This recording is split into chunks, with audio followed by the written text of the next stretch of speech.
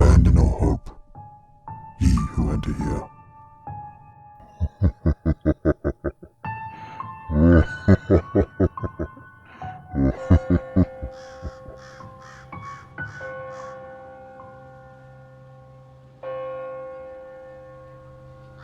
I'm a decent-sized guy at 6'1", but a bit overweight.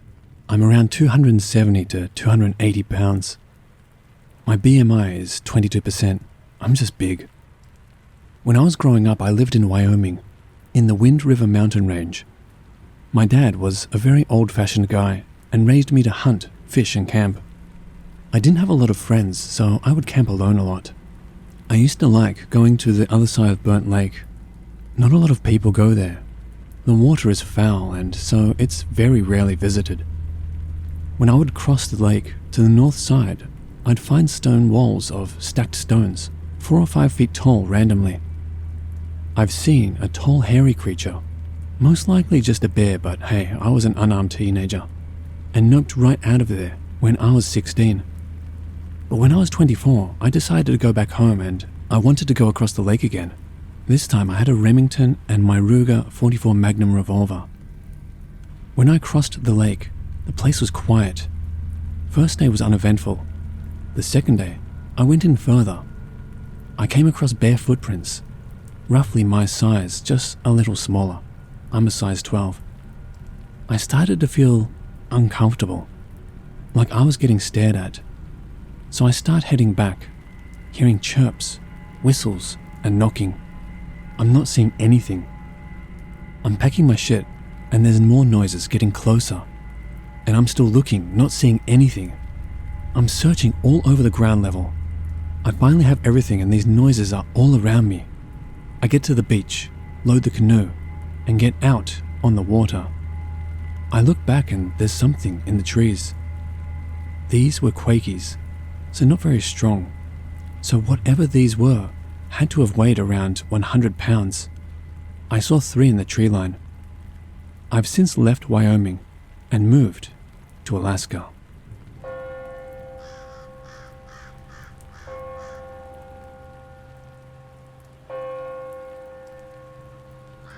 I can personally vouch for the existence of these people.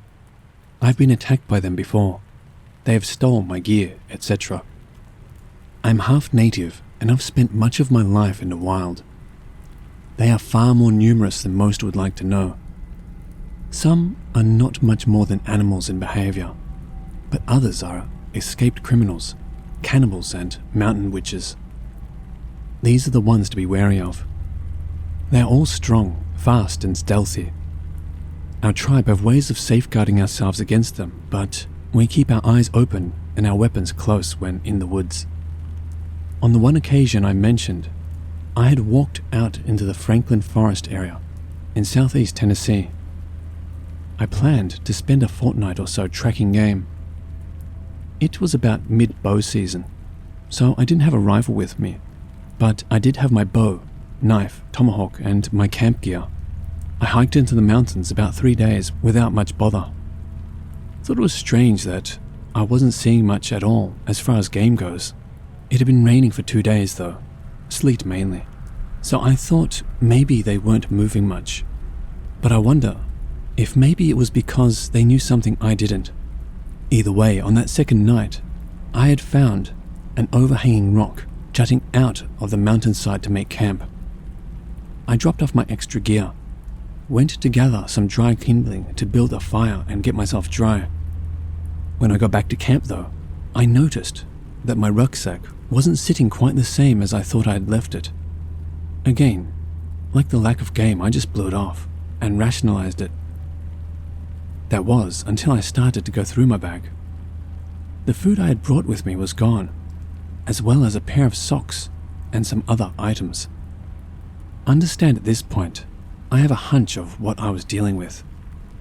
Normally I would have beat feet, but it was already getting dark and you can't navigate these steep mountains in the dark like that without possibly getting hurt. Besides, I figured they had what they wanted, and I could just hike out in the morning. So, rather begrudgingly, I settled in and tried to rest up for the long hike back. At about 3 a.m. though, I was startled awake by a noise at what seemed to be my 1 o'clock. I set up to listen, but the ground being wet and my fire being low, it didn't do me much good. A little spooked, I decided I had better stoke the fire and get my bearings. I grabbed my flashlight and clicked it on. As soon as the beam lit up the night, I immediately noticed a gangly little fellow dressed in a hodgepodge of animal furs directly in front of me. Though as soon as we locked eyes, he bolted, faster than one would have thought a man could run in the dark. Knowing what had happened earlier, I slept with my tomahawk in my hand, so I was already prepared just in case. Luckily this time, it was just one of them. Not sure why he didn't attack me other than he intended to get me in my sleep, and taking a 6'1", 190-pound guy who was alert, armed and irritated was a bit more than he wanted to tangle with on his own. Needless to say though, at this point I did pack up and start my hike out before he brought reinforcements. I walked 2 days without stopping for more than 20 minutes or so to rest, looking over my shoulder the whole time. They don't like letting people who see them get away. Like I said before, many of them are less feral and more so criminals and cultists, trying to stay hidden. More people need to know what is out here. Maybe less people will come up missing if they hear. Never go out unprepared. Out there, nobody is going to hear you scream.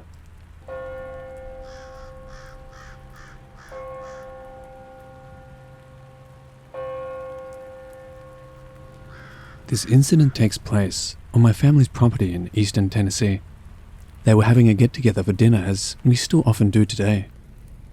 4 boys, ages 8 to 11, and a girl a little older, were playing in the old tobacco barn, which was in clear sight of the house, aka front porch.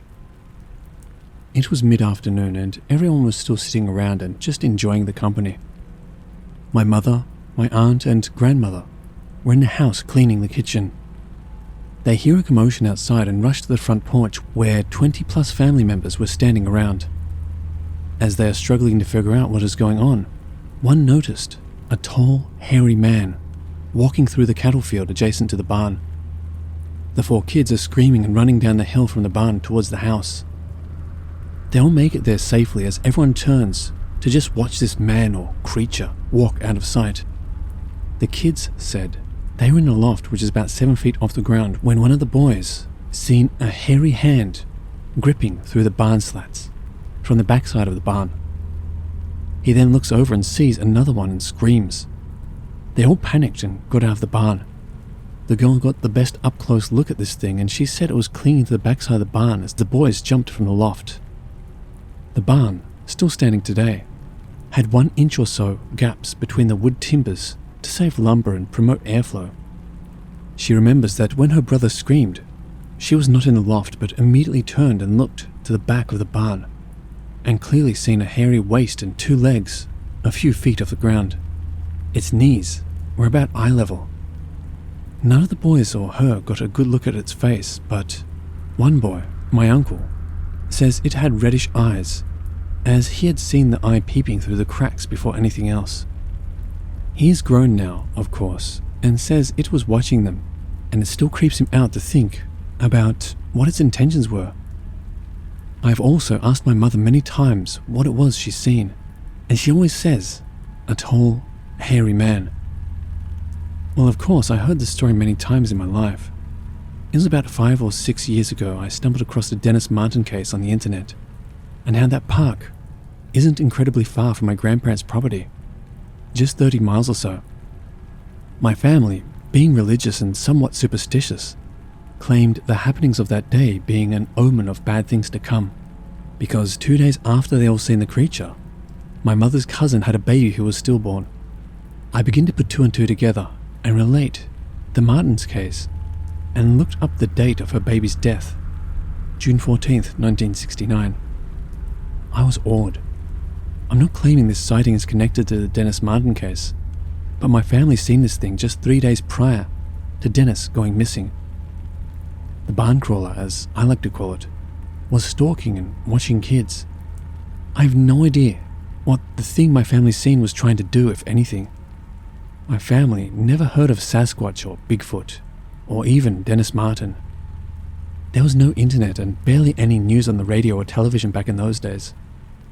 I have many stories of these things, but this one was my first initial briefing on the thing my grandparents and family called the hermit.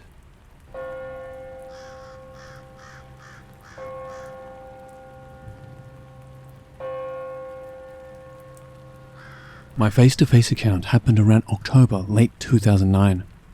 It was getting cold and the wind was gusting that night.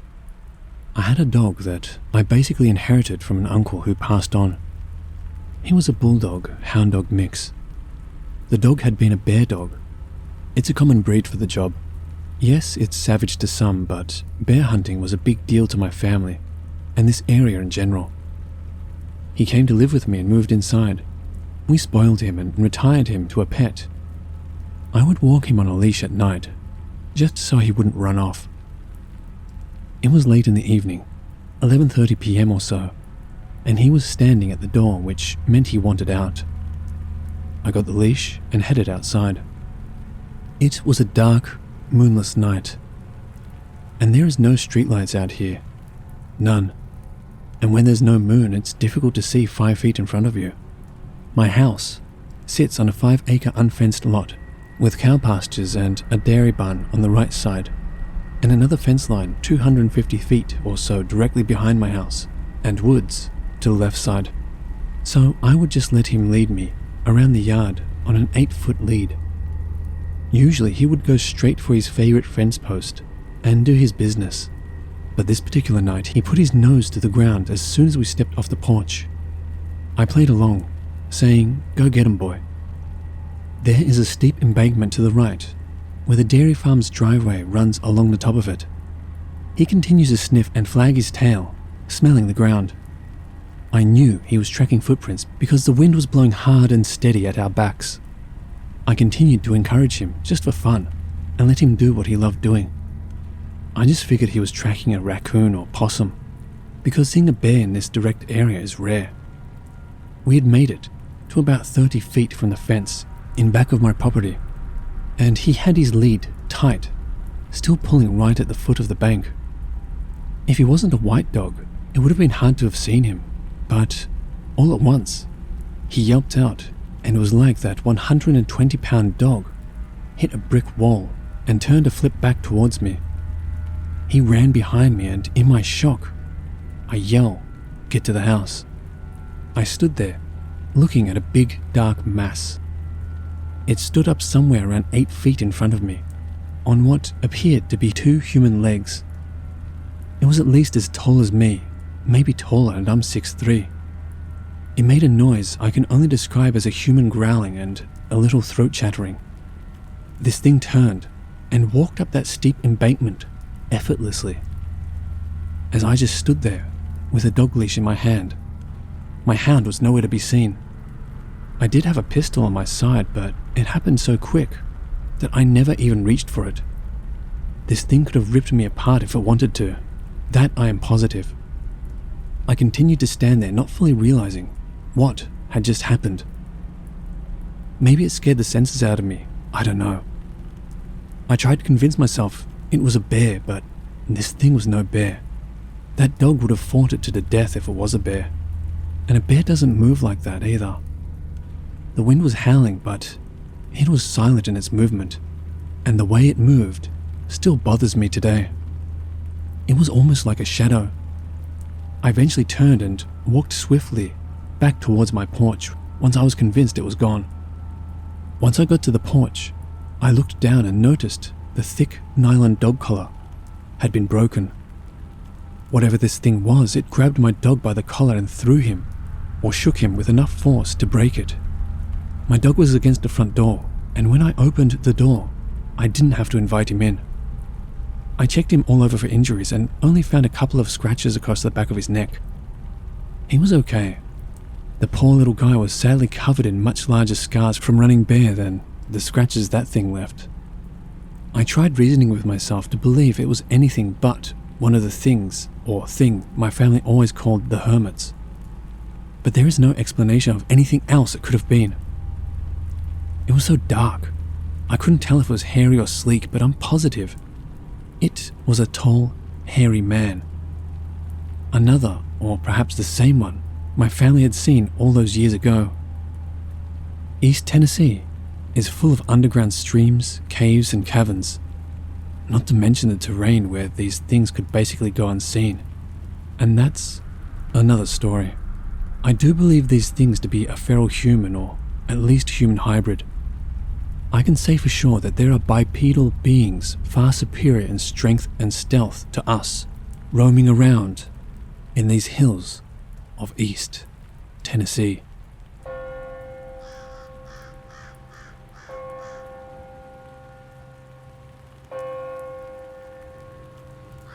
I've had many scares in the woods around my house, and this area in general.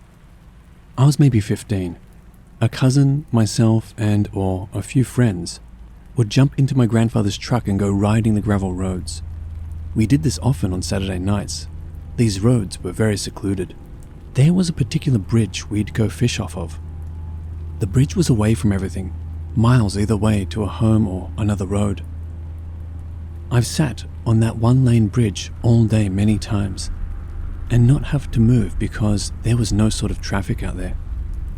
Matter of fact, I only remember passing tractors on those roads back then. Nothing but farms and woodland, and a few abandoned homes. One night, 4 of us decided to go for a ride back in those hollows and stop on the bridge to do some night fishing. We got to the bridge. Nothing was out of the ordinary on this late summer, early autumn night. We were being loud, I guess. Just laughing, pushing, and shoving, like boys do.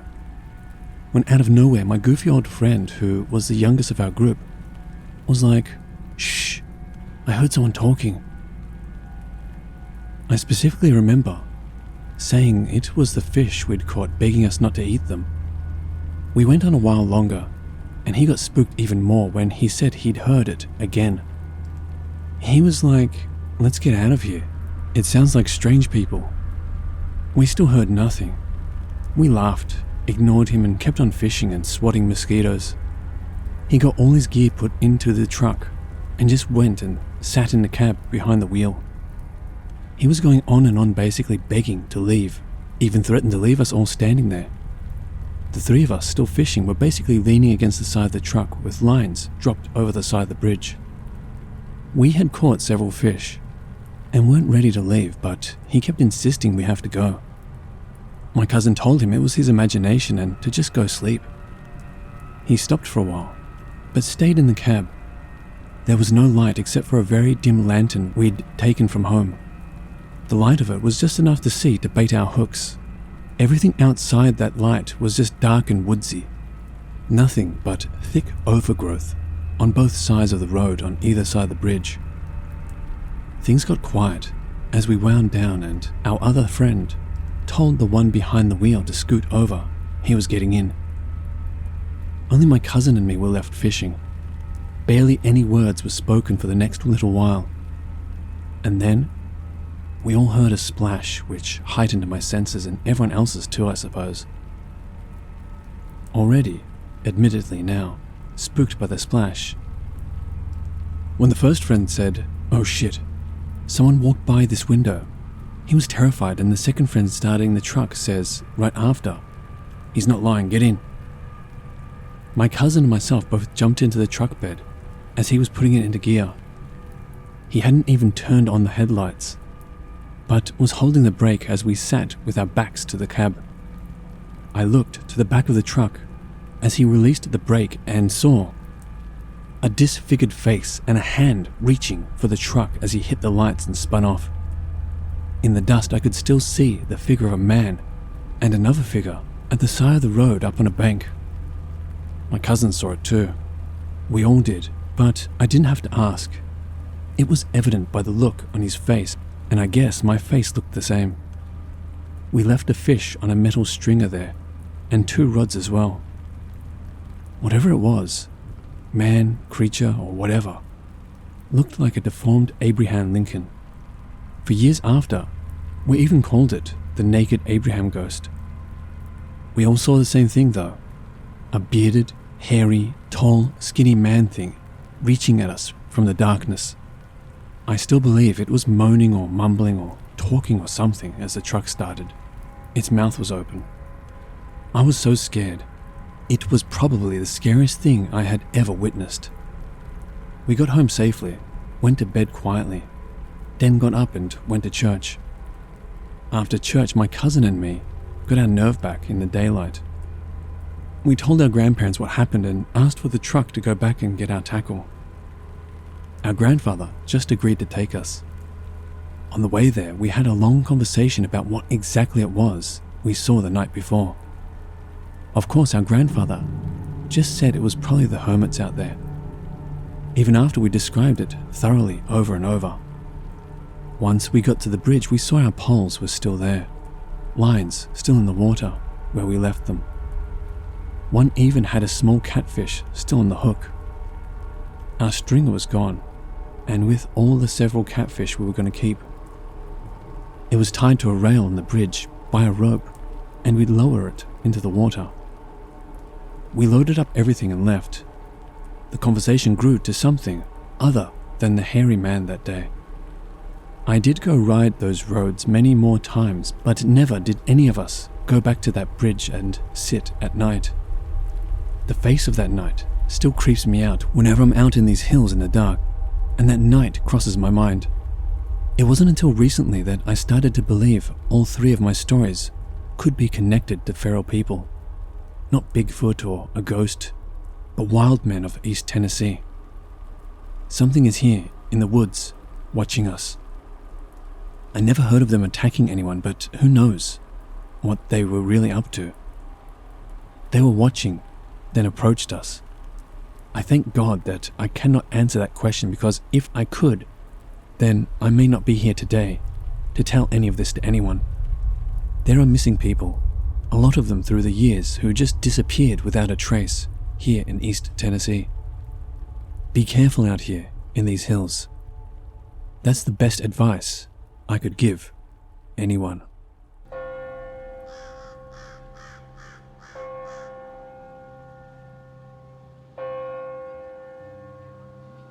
Hello watchers and listeners. Thank you so much for watching. A huge thank you to all the subscribers who took their time and effort to write out stories for me to read for this one.